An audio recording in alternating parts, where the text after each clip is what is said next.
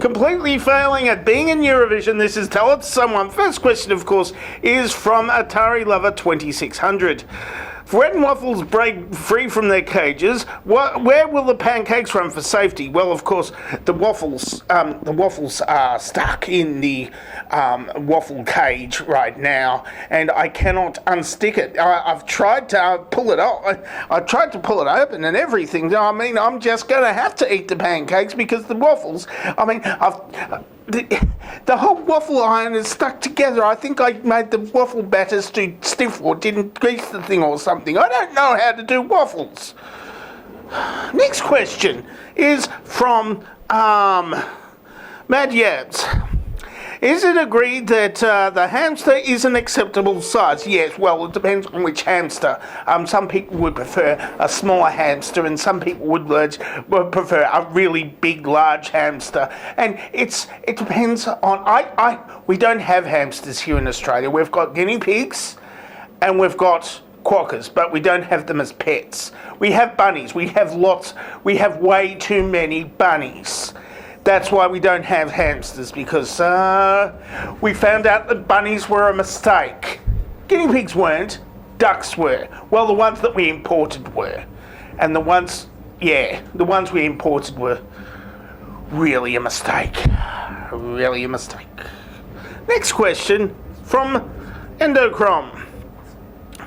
Could you tell your cat that I'm sorry, and I think I've got some things messed up in the syntax from the question last week? No. The cat's not here this week. The cat's like sulking and forever insulted by what you asked her. Next question from Jezza. Do you think this statement is right? If quizzes are quizzical, tests are testicle, I personally believe this is correct. Well, of course, it could be correct, but I'd have to...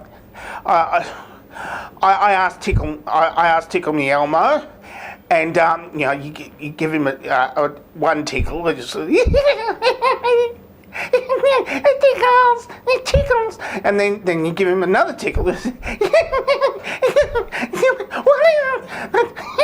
Oh, it tickles. You might be my friend now, and when you test him with two tickles, that's why he's got a little orange scrotum to put his two test tickles in. Next question is from the Smart Onion. This guy has been videos for 5 years. Hope he can blow up one day. Thank you. Beat that costume change, Eurovision. Next question is from the Naked Wombat. Pizza with penguins, with your pineapple, or just pineapple? Well, of course, penguins are sort of like really hard to get, and they're very fatty. They're very fatty, and pizza's already got a lot of grease on it, and the pineapple does tend to soak up the grease a bit, but not enough for to actually make room for a whole penguin, including the feathers. So just put the pineapple on. Don't have any dough or any tomato or any ham or whatever. Just an entire pineapple, and put it in a pizza oven. And then put it on a plate, and I'll be okay, I think. I'm on a pizza-free diet because they're expensive. Next question is from Nish Brown. How many monorails can you fit inside of the people? How much can you fit inside of if you really pack them in? This is going on from last week, and I don't think...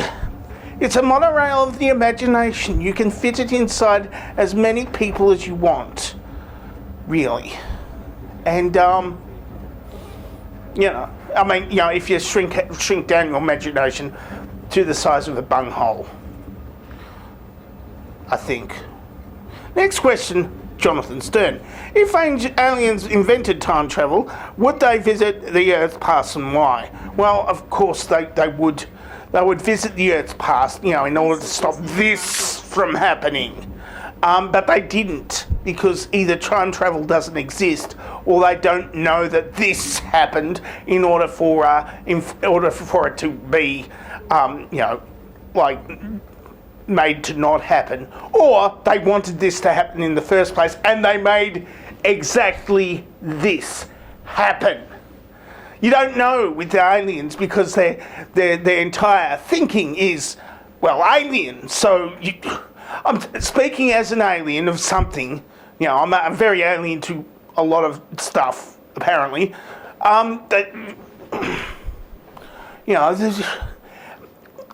You don't know what the aliens are thinking and why they are thinking it, because they're aliens and probably don't even have the same systems of thinking and logic and, oxygen breathing and stuff. Because they're not human, unless they are human and they sent people back here in order to colonise the earth and stuff, or something. I don't know. I'm not alien. I'm denying that a lot for reasons, because I'm not.